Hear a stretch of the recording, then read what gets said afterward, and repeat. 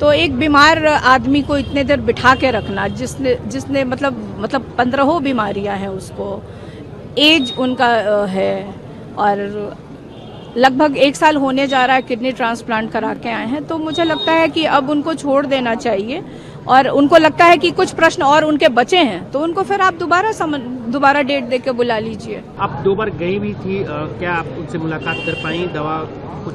देखिए, एक बार हमने जब हम लोग आए थे हमने कोशिश करी थी, बट हमें अंदर नहीं जाने दिया गया था।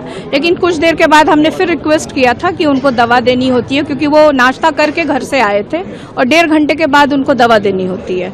तो वो दवा मैं खुद लेके गई थी, पानी का बॉटल और ग्लास में वहाँ रख करके आई थी कि अगर उनको आवश्यकता होगी तो वहीं रखाई थी पीने के लिए। बस वही एक उनसे मुलाकात हुई थी उस समय। उसके बाद आई थिंक प्रश्न उस समय पूछताछ चल ही रहा था। उनके पास जाने दिया गया था? जाने दिया गया था उस समय। उसके बाद नहीं? उसके बाद नहीं जाने दिया गया है। खाना भी भिजवा दिया हमने, खाया नहीं खाया, क्योंकि वो कभी भी खुद से खाना नहीं खाते हैं। उनको खाना खिलाना पड़ता है, तो खाना तो खुद से वो खाते नहीं है। और तो अब जब आएंगे तभी पता चल पाएगा कि अंदर क्या था, कैसे था। कुछ आपके वकील या कोई ईडी के वहाँ पे टीम से बात करने की कोशिश की? कब तक? नहीं, कोई तैयार नहीं है। कोई भी ईडी का अफसर बात करने के लिए तैयार नहीं है। हाँ। उनका इंटेंशन क्या लग रहा है आप लोगों को? अब इंटेंशन तो देश के लोग समझ रहे होंगे कि उनका इंटेंशन क्या है। कल सरकार गिरी और आज बुला लिया गया। बिल्कुल। तो वही कह रही हूँ कि समय का चुनाव बहुत सोच समझ के ये सत्ता में बैठे लोग करते हैं। आपको नहीं लगा कि क्या पहले से था?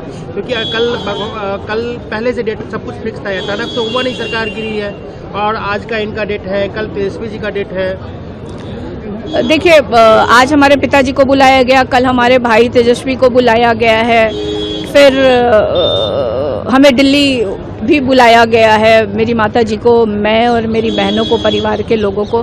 तो मुझे लगता है कि अब ये जैसे जैसे चुनाव करीब आएगा ना, तो प्रधानमंत्री जी मुझे लगता है बहुत डरे हुए हैं, और डरे हुए हैं तो ये यही काम करेंगे। वो हमारे साथ किए, कल किसी और दूसरी राजनीतिक पार्टी के साथ करेंगे और लीडर्स को इस तरह से बुलाएंगे, तो उनको वो व्यस्त रखेंगे। बाहर जिस तरीके से हम देख रहे हैं सेंट्रल एजेंसी के फोर्सेज आ गए हैं, सीआरपीएफ एंड ऑल, तो आपको लग रहा है कि कहीं ऐसा ना हो कि उनको गिरफ्तार करने की कोशिश की जाए? देखिए, कर भी सकती है ये सरकार। ये इस तरह की हरकतें और इस तरह का वो करते आए हैं, तो कोई मतलब वो नहीं है कि नहीं भी करेगी। बट मुझे लगता है कि उस इंसान को क्या गिरफ्तार करके क्या करेंगे आप? बीमार इंसान को क्या करेंगे आप?